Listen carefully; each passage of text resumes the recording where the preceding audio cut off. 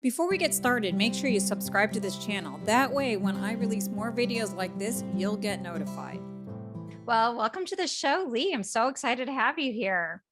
Thanks. I haven't seen you for a while. It's good to see you. And I'm glad that we get to have this conversation versus the last time I saw you. But so before I get into this conversation with you about your leadership journey, I would love for you just to share with the audience, just like real quick, like who you are and what you do and what you're all about. Well, right now I am the former retired executive vice president of Walt Disney World, and I worked for Disney for 16 years. And before that, I actually in France and in Orlando. Before that, I worked for Marriott Hotels for 17 years, and before that, Hilton Hotels for 8 years. Before that, I was in the Army, and before that, I was over at Oklahoma State University flunking out, and before that, my mother was married 5 times, so she was kind of busy, and we grew up on a farm. We were pretty poor, but I tell people, kids don't know you're poor. As long as you get dinner, life's pretty good. And so she married husband number 4 who had money. She started making better choices, and that's why I went to Oklahoma State. But I wasn't a good student. I never paid any attention, and my parents didn't really make it a priority. So that's important for parents to do that now. And I just worked my way along. I got a job as a waiter, and then I worked and got in a management training program. And Priscilla and I got married. I met my wife Priscilla in the office next to mine at the Washington Hilton up on Connecticut Avenue, where President Reagan got shot back in the Oh, wow. 80s. Yeah, by John Hinckley, who happened to have lived in the Ardmore, Oklahoma, where I'm from. You talk about coincidence. I was just down the street that day when he was shot. And so we met there. We got married. We had a baby, moved to Chicago, New York, LA, Philadelphia, Washington, Boston. I mean, we all over. We moved 11 times.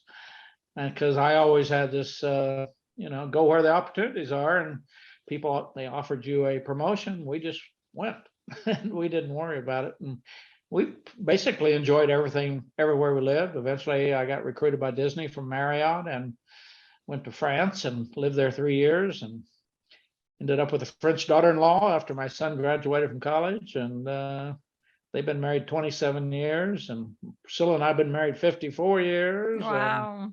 she said she's going to stay. So I'm feeling like maybe it's going to work out okay. Yeah. People ask me how I'm doing. I said, nobody's in rehab and Priscilla hadn't left me yet. So life's pretty good. That's awesome. Yeah. So, okay, so I love hearing all the different facets of your story. So there's so many different directions to go. One of the things I noticed, so the reason why I wanted you at this particular time, in I'm doing this series on on the Enough Already podcast around my favorite executives. So I want you to anchor it, like you're the final interview that's kind of wrapping up this particular series. And I think that there's a lot of reasons why, because you've been so clear on a few things since I've known you when you were working at Disney and I was the OD consultant, and that you're really passionate about leadership, customer service, and time management. And those are the 3 things like you always come back to. Like, so where did those 3 pillars, like, well, tell me about those 3 pillars and why are they important to you? And how did you come on those 3 pillars? Or if I'm hearing you wrong, and if there's a 4th pillar that I missed, let me know. But I always remember you with those 3 pillars. Well, I think it came to me when I was young. I was 20 years old. I was living in Oklahoma. I knew nothing. I wasn't a good student. I didn't watch the news. I didn't read the paper. I'd never been out of Oklahoma when I was 20, not anywhere. And just slowly but surely, I had exposure and experience to the world. And I was a good manager when I joined Hilton. I got things done, but I was not a good leader. I kind of abused my authority and tried to intimidate people because I was insecure. So I just wanted to make people do what I said. And so I went through that, and I had a little turnaround when I was about 30. I was with Marriott and got some feedback from one of my people that reported to me that I was very intimidating. They were scared to death of me and blah, blah, blah. And I went through quite a change of working on that. And mainly my problem was insecurity. Insecure people raise their voice, they intimidate you, they push you around, they abuse you. And I had to have a good talk with myself. I started going to classes, seminars, reading more about leaders and kind of how to figure it out. And and my bigger problem was I didn't trust people. I thought, I didn't, obviously, when your mother's married 5 times, you kind of have a trust problem. And so I finally worked my way out of that. First, I had to start giving, trusting people more, giving them authority, not thinking I had to approve everything. And as I did that, they did the job. And I was able to let go slowly but surely. And it was affecting my marriage even, because I didn't like feedback. Priscilla would try to give me feedback, which I guess a lot of men don't like feedback. Yeah, no, they all And don't. we'd get into But they like arguments to give feedback. Oh, yes, absolutely. We going to solve her problems. And we struggled through that. And it was mainly my defensiveness, because I just couldn't handle somebody criticizing me. I was already insecure enough. And I finally worked my way out of that, just slowly but surely. I had more success. And as I had more success, I got more confident. And after I finally just learned that, hey, other people can probably do a better job than I do on many things that they're better at than I am. And it was a slow process. And as I learned that leadership is, you don't have to do anything. You just got to make sure it gets done. Train people. I say today, hire the right people, train them and treat them right. And, that it's just that simple. And I think we had a son who, same thing. We had to let, as you have children, it's hard to let go. It's hard to give them authority, when they're 16, 15, 17, going out with a guy in the car. And as you do, the earlier you do that, the more you trust them, the better they turn out, because this trust relationship's a huge deal. And I would say early in my career, I had a lot of people who were not my supporters, but I got a lot of accolades because I got things done. So I got the bonus in the car and stock option, all that kind of stuff. But it turned out that when I started developing people and helping people understand how to be better, and I had to figure out I had to be better first. I couldn't coach people and be nicer to people, be more respectful, be more inclusive and so I had to kind of set the example myself. And when you start behaving in a certain way, you become that way. I'd say, if you hang out in the right culture, you'll get better. I think at Disney, there's people who come to Disney and they get better. Yeah. And I think some cultures you could go to another place and you could get worse. It's like hanging out with the wrong people in your life. If you hang out with them, you eventually go along. And so I really caution people to make sure you get in the right culture and around the right kind of people, and it'll help you too. And so I just started thinking about it more, and that's how I developed this focus on leadership. And I think being reliable and credible and keeping your promises is one thing. That's how I got in time management. I'm really focused on. I took a course on that. I'm already a disciplined person. I mean, I was reliable, but you can't remember everything. The world's too complex now.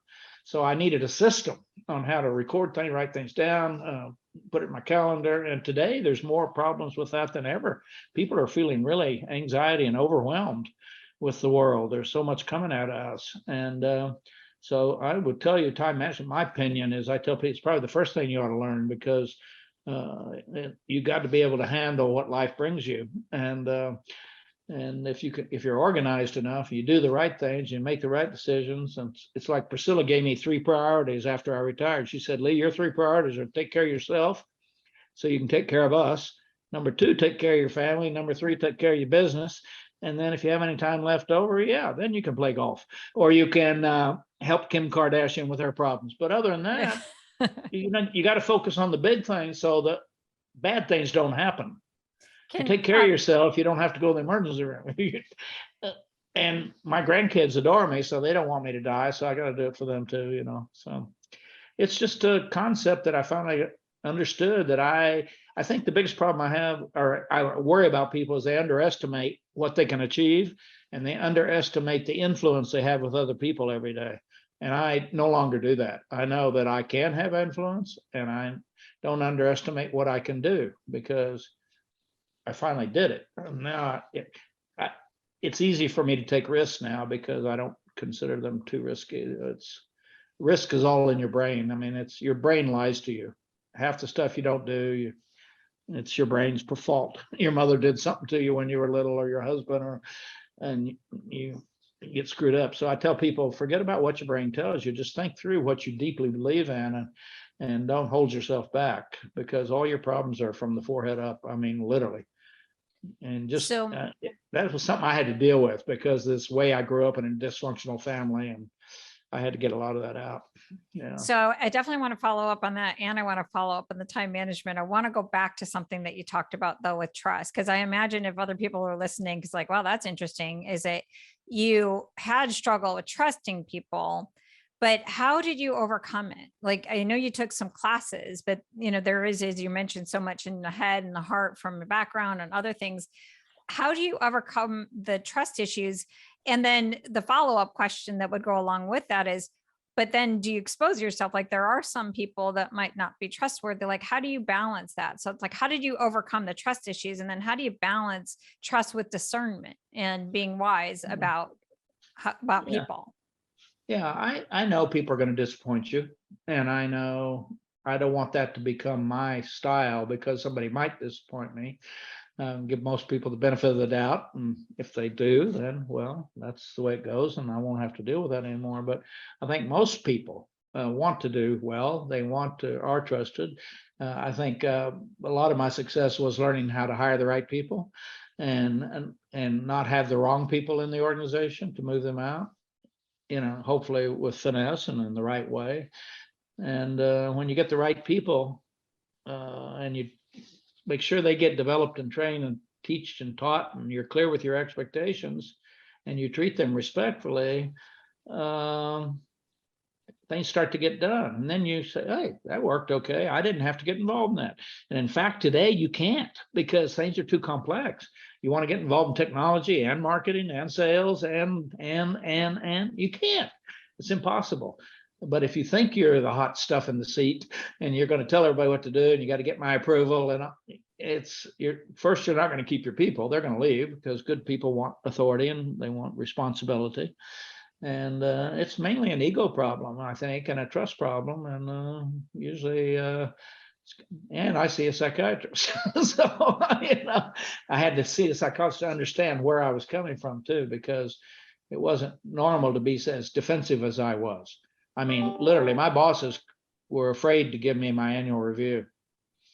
I mean, literally, if they tried to give me anything except perfect, I kind of went over the desk, and then so they quit giving me feedback. But eventually I got it. And so you got to deal with reality, and you're not as good as you think you are. I'll tell you that right now. I don't care who you are, as a company, an organization, a person, you're not as good as you think you are. And unless you got somebody, and I have a wife who's very doesn't mind telling me where I'm not as good as I think I am, and she's very she does it, and we have arguments over, but she does it because she loves me, and she tells me all the time, Lee, be careful what you say and do out there. You're the boss, you're the leader, and people are judging you. And don't think that. Don't be sarcastic, and don't say something inappropriate. And she keeps going, and when you have somebody telling you that for 54 years, you get better. So Yeah. because I agree with her. She's really smart, and she's right. And she does it for me, not for herself. She wants me to be safe and to be, and so it's complicated. You've got to start. I now get more satisfaction out of helping people and do it. I got a note today from a guy. He said I gave him good advice in 2017, and he took it. And today he's the head of operations for a big organization. Wow. Because I told him to take a step down, and he did it and learned the business. And then he just kept getting promoted after. He said, I'm a little late writing to you. It's been 5 years, but I just wanted to tell you that was the best piece of advice I ever got, was to go down, learn the business, and come back up. And that made my day. I wrote it and said, hey man, I love that. I'm glad that, and that's where you're going to get the real sense. It's like when your kids are successful, that's going to make you happier than anything else in your life.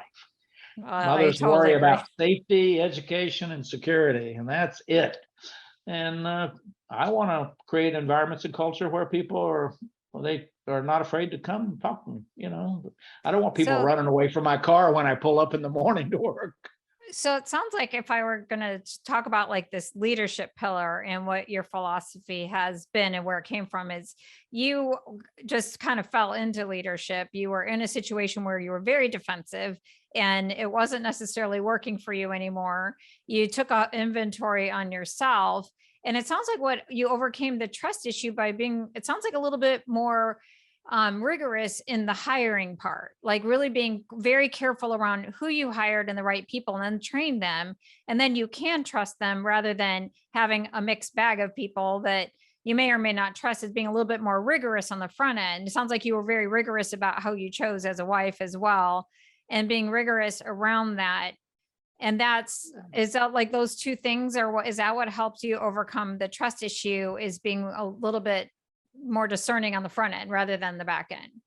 It did, but also I got over, I get disappointed by people all the time. They don't do what they say they're going to do. They don't follow up. They tell me something, do something else. And I just learned to let it go. I have the people I trust and work together with, and the ones who don't, we figure out how not to work together. Or, so I used to take it really personally. I mean, one time I had a boss who told me, Lee, just let's remember one thing: the world does not revolve around Lee Cockerell. I'm just giving you some good advice here. And that struck me, because I always thought it was about me. And it was never about me when my bosses were telling me something. It was about the business, the product, how to take care of something. But oh no, you're criticizing Lee, not. So that was kind of a good quote, that the world does not revolve around Lee. I guess I thought it did. I don't know. And so, it's a very emotional issue, trust, and I think the more good success you have in it, the better you do. And I'm sure you know that you can recover, and you can. And and I think being in the right organization, Marriott was very strong. They treated people well. They treated me well. I did well there. I got promoted. Disney was great. The environment was very developmental. We want you to be better. It was very clear too.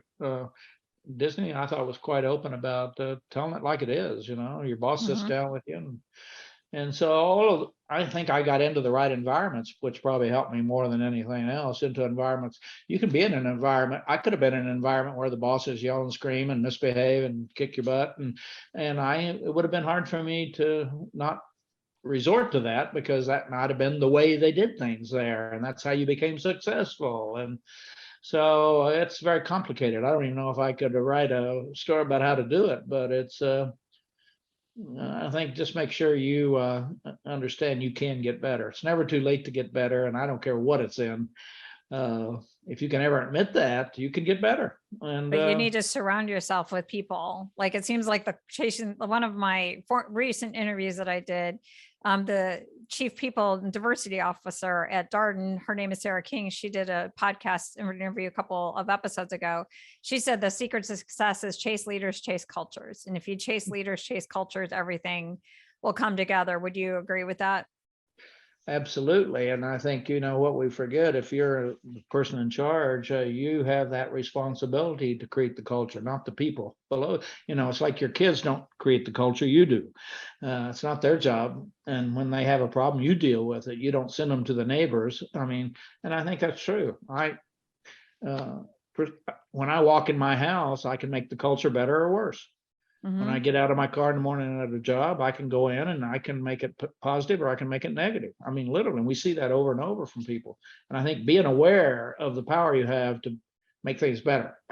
Yeah. Because you can easily make them worse. So I'm aware of that. So from a leadership tip standpoint, it sounds like number one is like deal with your own stuff that keeps you from being a good type of leader. Second is put yourself in a good environment. Third is like definitely hiring right, and training people and giving them autonomy is another one. And making sure every day you're being cognizant of the culture that you're creating through your own energy, how you show up. Those seem to be some of the important things to you.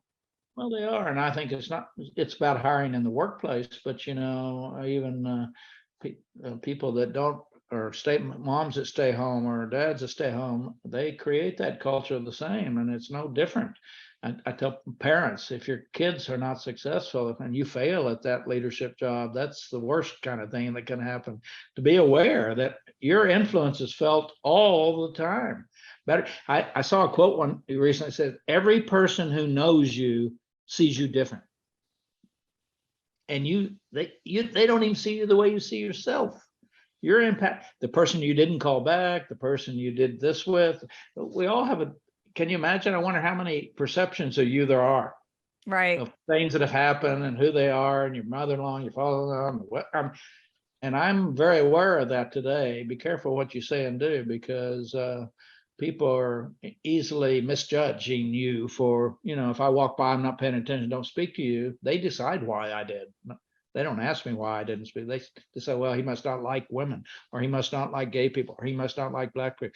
No, you gotta pay attention. You got to pay attention with the kids. You got to pay attention to work, especially if you're a leader. You're the center. They're watching you, and they're taking their leads from you. And role modeling is one of the best ways to be a good leader. I know your kids learn from you. They work everything. They watch you. They know what you. I mean, Right. There's some people say, well, the kids are asleep. I said, kids are never asleep. They always know what's going on.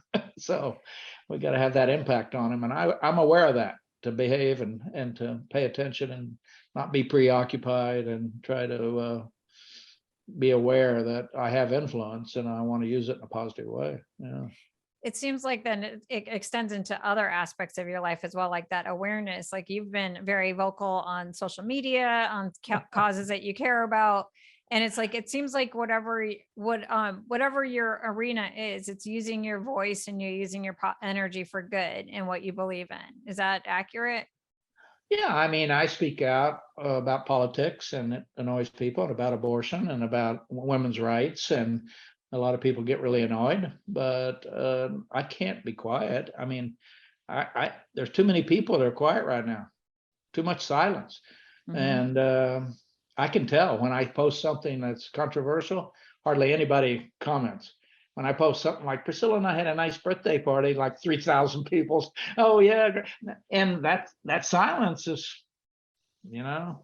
this can come back to haunt us in a big way, just because, your life is good and you have a nice marriage and you have income and all. So I'll just keep quiet. And this is, as you already know, probably, this is going to bite a lot of people.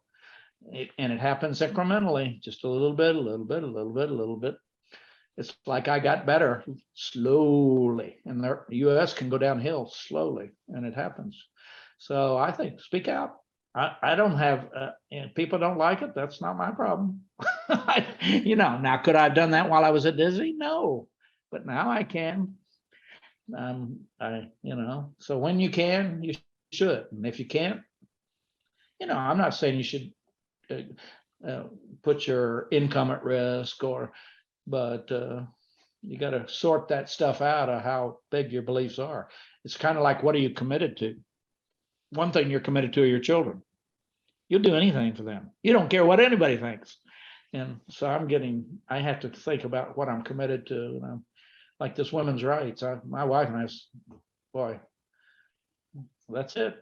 Okay. And we have friends we have family members we can't talk to because they're so crazy about this and that about women, and that, well, it starts this way. One thing leads to another. And so at least when we die, we can we said what we thought, so nobody can say. And that's how I feel better about that. I don't want to be quiet. I don't want to be quiet. And I know I grew up poor, and I know the people are going to be punished by this are poor people. I mean, they really are. I mean, most of us don't have any idea how they live. I mean, you can't even imagine what poverty and lack of choices. Mm-hmm. You can't fly to California for an abortion. You can't fly people have not even been out of Orlando, and they wouldn't know how to get out of there. So it's sad. But anyway. So it sounds like you definitely have overcome the defensiveness and using that leadership, because I would say, as somebody who is on one of your Facebook friends, like your leadership, it has been a comforting type of thing. Like I thought, obviously you were a leader of mine when I was at Disney, but having your leadership post Disney in that kind of environment. So you continue to lead from that standpoint. I want to bring up another aspect that I'm kind of hearing is a thematic type of thing underneath this part here, and what you started getting into with your time management is the importance of integrity and doing what you say you're going to do and being forthright. It seems like that's what the time management is about, is being a person of your word. Am I hearing that right? Or is that just I'm reading into it? For me, I believe deeply that unless you're reliable and credible and do what you say you're going to do and keep your promises, even though you have good intentions, people will, you're not leading in a way that gives people encouragement. I mean, because when you don't do what you say you're going to do, or you don't follow up, or I don't call you back, or I give you a promise and I don't keep it, you don't know that I'm just disorganized. You don't know he had good intentions. You're thinking, well, this guy, he talks about it, and he didn't do it. And this is the problem. People decide who you are.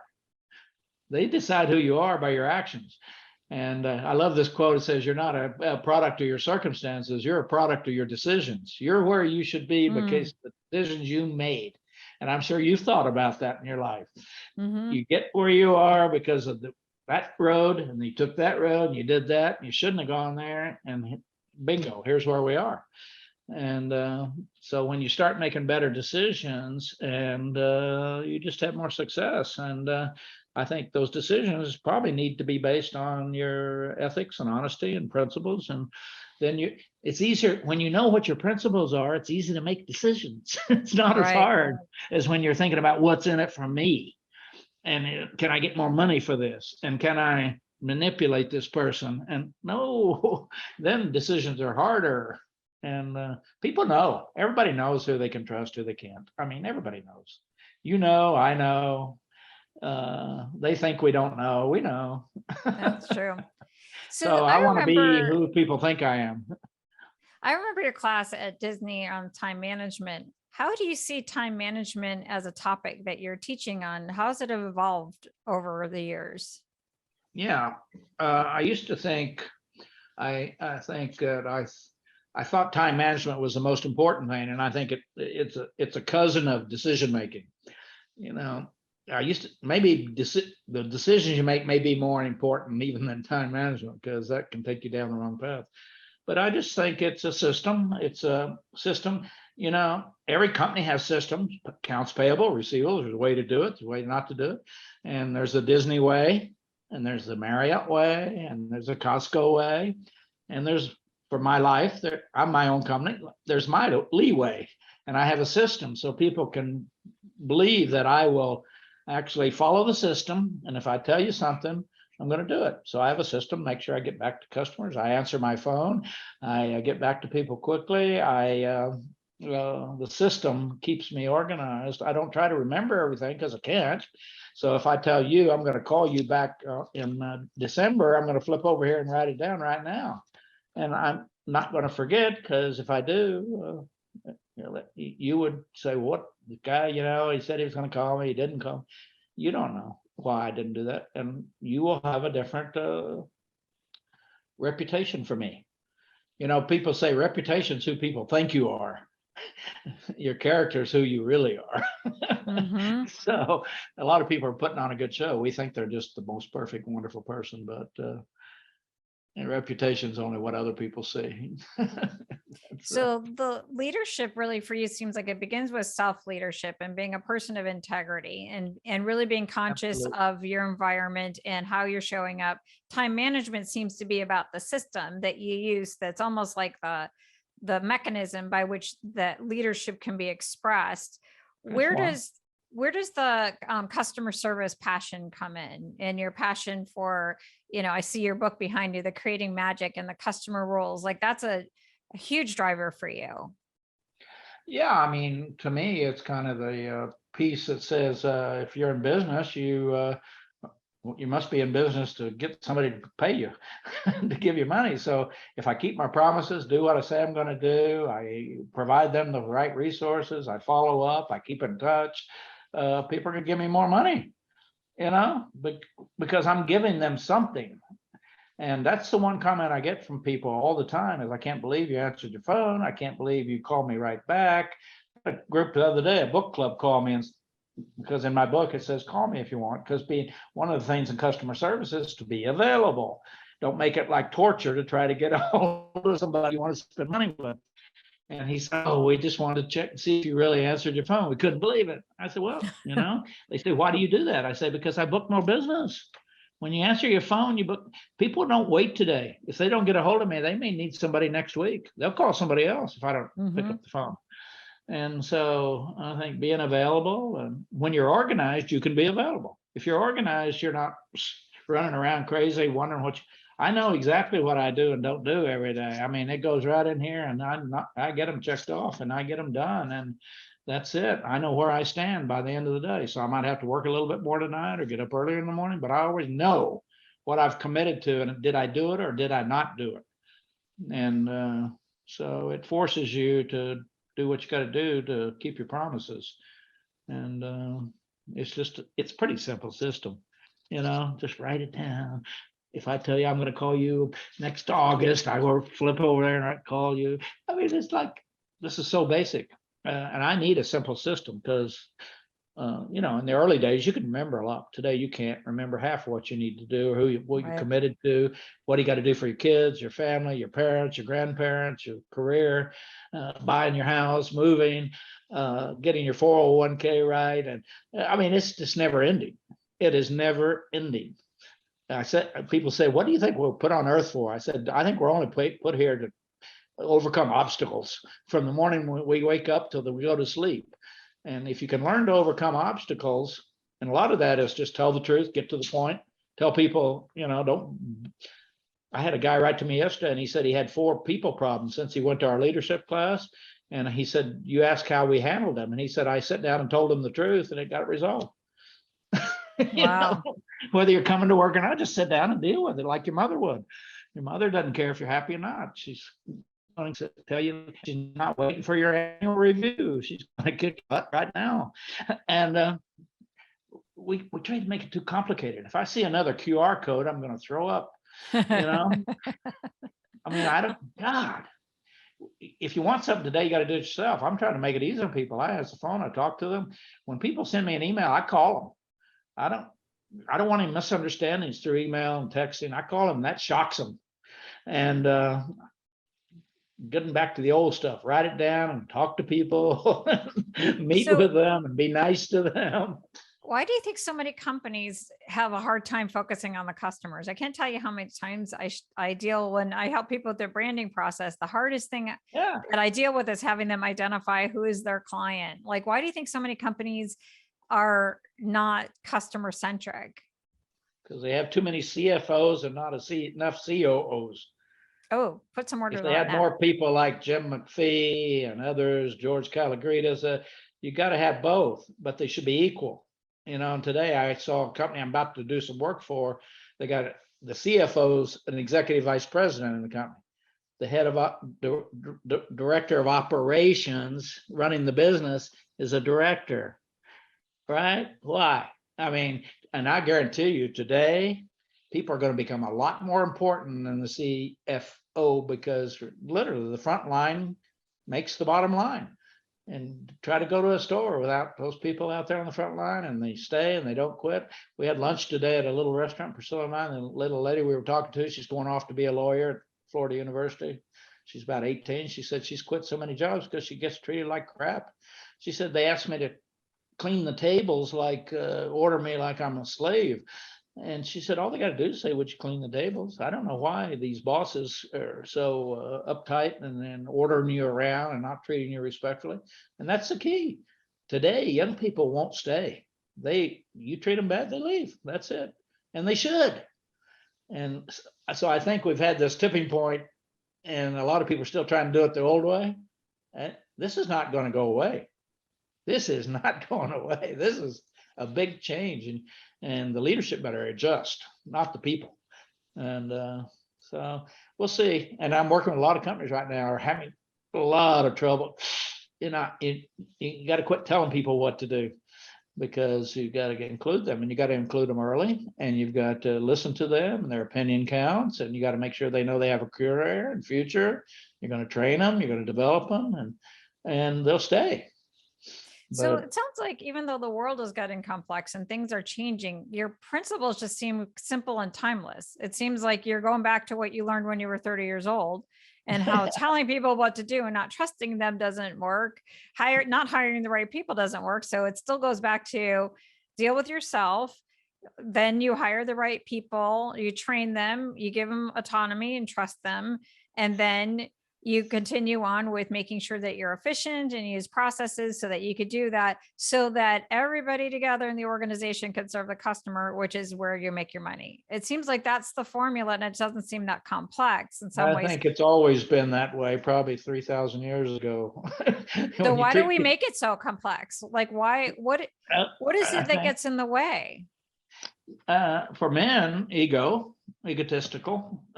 Actually, this young lady in Priscilla agreed today that more women should be running the world and less men. And I think I agree with that. I worked with Meg and I worked with Aaron Wallace, and they were like fabulous. And they got the job done. I think women are worried about today. Men are worried about 20 years from now or 10 years. And mothers are worried about now. And I think that's the problem. We need to worry about the people in front of us now, not what may be. And everybody wants to matter. And we've got to make sure people know they matter. And the best way to have people know they matter is to tell them. I found out that with Priscilla. It's better when I tell her I love her before she asks. And, people don't feel like they matter today. We treat them like a product, like, get the tables cleaned. Be respectful. And this is excellence is a state of mind. You either have it and you really believe in other people and you want to help other people, and then you'll get what you probably wanted. But it has switched. It's changed. I've seen it. I saw my grandson. He's a biomedical engineer in Boston. He was with a small company. The leadership was shaky. He left. He's with a great company now. He's got promoted twice. My granddaughter, she's the same. They told my granddaughter had her boss came to her and said, you need to develop something for Pride Month so we can put it out on the internet and advertise it. She said, no. He said, what do you mean no? She said, we don't do anything all year long. We don't say anything about it. I'm not doing it. He said, okay. Wow. And I'm just going like, when I was her age, I would have been terrified to say something like that. Not anymore. These kids, and that. This generation, they're so interesting. Nobody's going to push them around. So you've been an executive for many years, and now you're a consultant, you're a speaker, you're a coach, you're a trainer.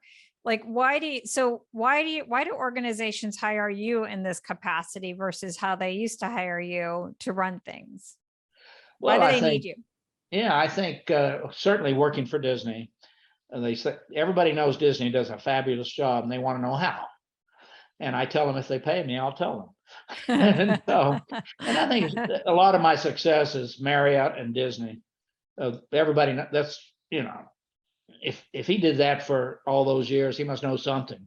And I tell him, I know more than you do. I'm old, I've been around, and I can help you. And I guarantee you, I'm not coming to speak to your group or preach to them.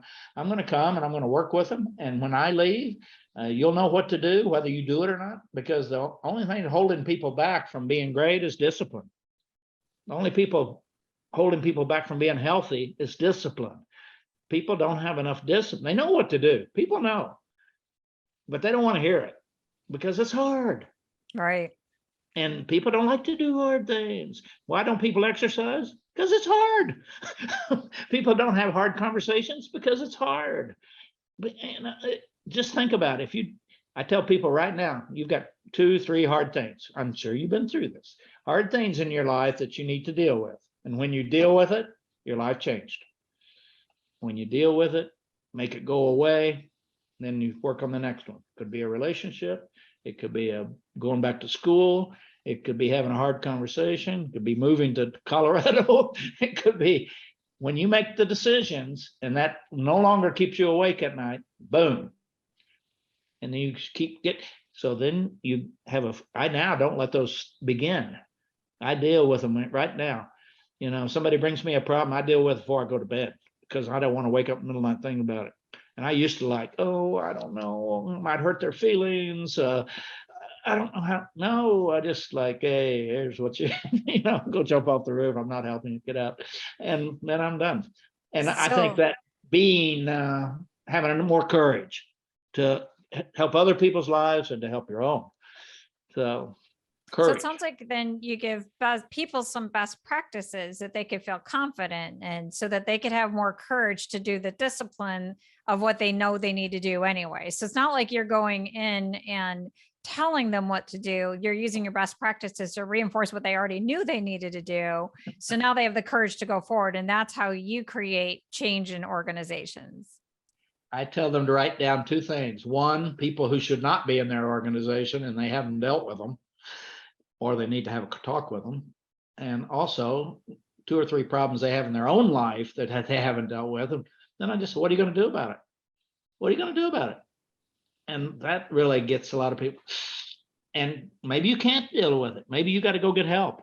Maybe you got to go ask somebody to help you or get a coach. Like working out. I have a coach because I hate to do it. I wouldn't do it unless I had it scheduled. The night before, So go back I to wish the time management. Yeah.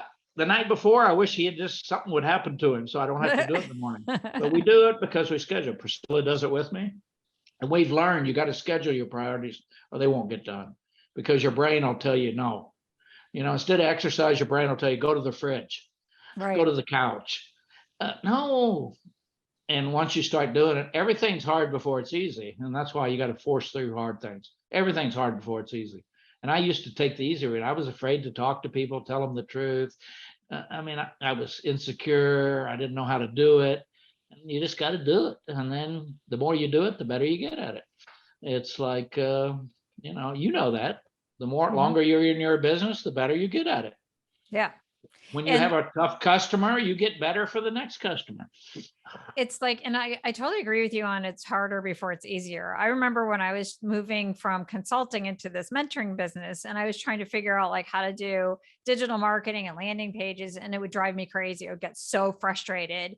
And I had a friend tell me at that point, he's like, well, maybe you're supposed to just do it yourself because I was trying to hire it out. I'm like, okay, I could do it myself. And it was something that took me like weeks to work on, like a single landing page, like I could do it in an hour, and I could do it and I could do it really well. I can write copy now. I'm really good copywriter and I'm really good at these things, but you're right. It was not easy at the beginning. And then the thing that's so interesting is like, I don't consult anymore. I love branding and marketing.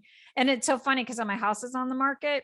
And so I have like my marketing mindset. So my realtor is great. But then I decided, well, because I've been looking for houses, I'm like, I think I could probably tweak this copy a little bit. Maybe I could do some things. So we went from one day, like no showings to like 3 showings. And now we have like a potential offer. I'm like, this is fun. And so I think that there's something about the opportunity of doing something hard and that it's harder before it's easier, but then it does get easier. And it seems like maybe when you go into organizations, you kind of validate that it's like some things are hard or some things are obvious. It's like they're easy to do, but they're hard to implement because of whatever the mental stuff is that you have to get over. It seems like you get in there and you just reinforce like, these are the things you could do. It's possible. This is how Disney does it. And it's not rocket science. This is how Marriott does it. It's not rocket science. You could easily do it. When you go into organizations, is your best fit with them is to do speaking or do you do more coaching? Like what's your favorite type of client engagement? Yeah, well, I did one with Novartis Pharmaceutical for a week. We did sessions every day with different levels. We got rid of all the tables. We put us all in a circle where nobody could hide, nobody could look at their phone. And we knew if somebody wasn't participating, and we really forced the hard questions and made people talk about it. And so that's one kind. I just did one in Nashville last week, and it was like an hour and a half of talking about it and talking about these hard things, saying, okay, guys, think about the people you should not have in your company. Think about, are you hiring people as well as you should? Really? Are you training people as well as you could and should? Really? Write that down. And giving them some hard stuff. I tell them I speak, I preach, I teach. You can take it any way you want it. But I try to make sure I give them solutions. Okay, you got the wrong person. Here's what you do. I would be like this. Somebody said, you call your mother and you say, Mom, I got this guy working for me. He comes to work late every day. What should I do? I just don't, She said, well, have you talked to him? You go, well, no. I said, well, talk to him. And you do. And you call her back in a month, say, he's still not coming in. What should I do? She said, fire him. I mean, you know what to do. People know what to do. They don't want to do it. And companies are not always supportive either. They all play in the political game, the discrimination game. We're going to hurt somebody's feeling. We're going to get sued. HR, heavy HR, And I tell people HR is for regulations. If you work for me, I'm your HR manager, and I'll take care of you. And so we got to just help them rethink, because people come out of all these great schools and they're all learning this kind of business stuff, but not people stuff. Every problem you have in your life will be a person. It'll never be the house. It'll never be the car. It'll be somebody is going to do something that creates an obstacle in your life. So it sounds like the best kind of clients for you are the ones who will value your years of wisdom, but give you an opportunity to solve real problems. Like you're different as a speaker. You're not just going to stand up on a platform and just say stuff. You want to interact with real problems and give real solutions to your clients. I do. And I don't use any charts. I don't put anything on the screen. I don't prepare. We get into it. I kind of have something in my head about going through the different layers of what you ought to be focused on. And then occasionally I stop and I say, okay, you heard me talk for half an hour. Take 10 minutes and figure out at your table, what should you do in your own company? What do you guys need to do? You just heard it. Do you agree with it? And Daniel, my son, does a lot of that, of stopping, let them work together and try to evaluate what they just heard. How can we how can we do that better? And I think both styles work. Depends how much time you have. Sometimes I want to speak, so I give them a pretty hard, bam, bam, bam, same stuff. It's not like at the end of the speech, I want them to know they have to do something. Everybody in the room, not just the CEO, each one of you are contributing to this problem. And, you is the word, you. Do you understand? So, you, like your mother used to say, do you understand what I just told you? Right. What are you going to do about it? If people wanted to get a hold of you, did they go to your website? I would assume. What's your website address? Lee@leecockerell.com. And that's it. I put everything in one place because I'm getting old. I might forget where it is. So I just know it's all there. And that's funny. So So if somebody gets on your website, are they going to be able to get information on how to contact you? Like, is there like, if they'll get my name, my address, my phone number, my email. And then they could test to see if you fulfill your promise that you're accessible. Absolutely. And if I don't, on my email, it says, or my voicemail, it says, if I didn't answer the phone, I'm either asleep on a plane. And when I get off, I'll call you. And I get back to people and they're shocked, because that's the way I had a competitive advantage. Just a little thing like getting in touch with people right away. I mean, it's unbelievable. And they think you're God. Oh my God, do you believe the guy called me back? I mean, that used to be normal. Yeah, right. That was normal. So I think trusting people, saying, well, I'm going to like working with this guy. I have less work to do because he does what he says he's going to do. I don't have to follow up. I said, people say, when can I get a contract from you? And I said, I don't know, 15 minutes. And I go, what, really? Yeah, and you'll get the invoice too quicker than that when I'm done, so you can pay me.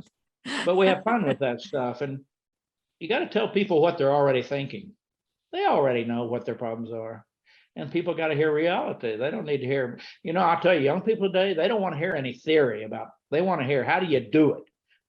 How do you fire somebody? How do you hire people? How do you sit down and have a conversation? How do you start the conversation? The kids don't want to hear. They want reality. Don't give me a professor 40 years ago talking to about ABC and square one and that right-hand box. No, that's not. I want to know the how-tos. Yeah, if you're going to go back, go ahead. If you're going to go back in time to that 30-year-old self who was super defensive, and was, just learning about leadership, based on everything that you know now, what would you tell that 30-year-old self? Well, I thought I was hot stuff. And I was doing well. I was being taken care of because that was kind of the style back then. I would tell myself to, get over yourself. When you become a big deal, don't. And today I learn every day. I read every day. I get new ideas. I mean, I was not a reader. I didn't keep up with what was going on. And today I love reading, and I love learning and points of view and another way to say it, another way to do it, and what other people are doing. And this whole thing has kind of become a slogan, life learner, but it's true. If you want to be more and do more, you got to know more. And I think you and I both know that, because we know more than we did 10 years ago. Yeah, for sure. And Well, I know more than I did 10 minutes ago because I learned so much from you. It's always going to be harder before it gets easier. I'll definitely remember that one. it is. And whatever you want to do, it may take a year or two.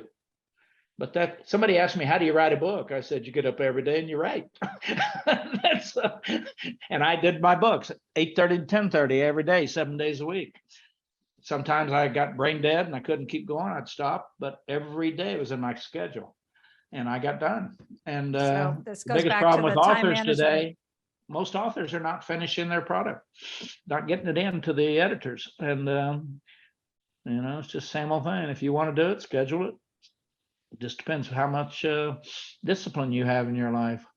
Stay So is- focused and push through. Is there anything you'd want to tell me about leadership, consulting, organizations? And I just simply didn't ask you the right question. Well, I think the only thing as a consultant or even a speaker, I think sometimes they think they want a keynote speaker, and I tell them that's not what you need. You need somebody that will understand, what do you want? Why are you hiring me? What do you want your people to do after I speak to them?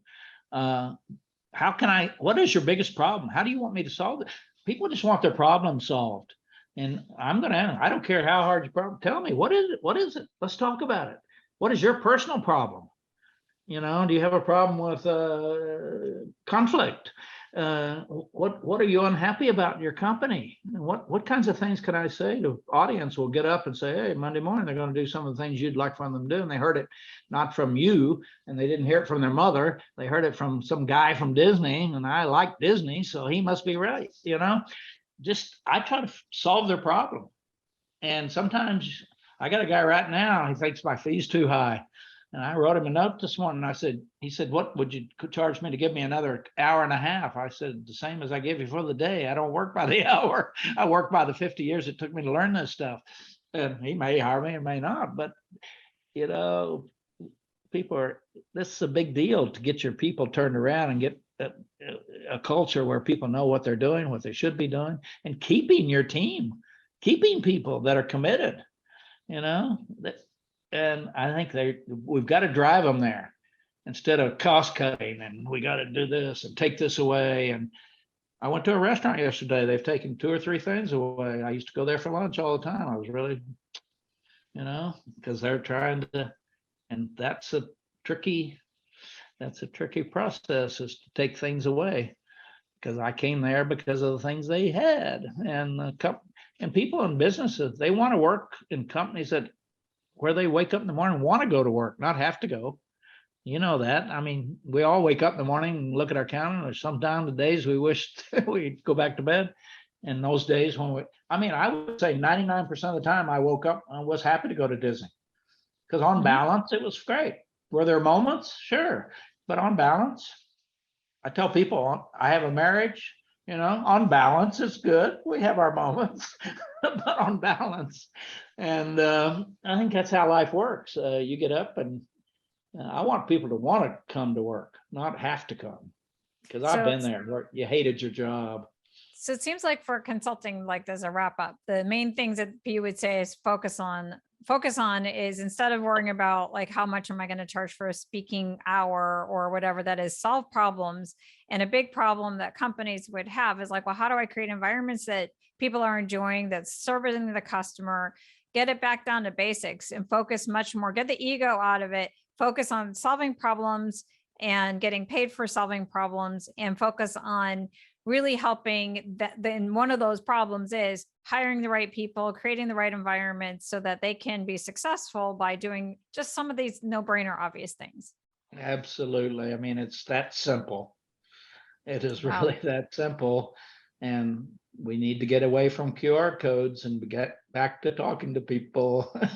So it all goes back down to like, make it easy for people to do, like the human to human connection. And if we can get back to that human to human connection, everything resolves. And people are excited about that now. People want to be with people. I'm telling you, they want to.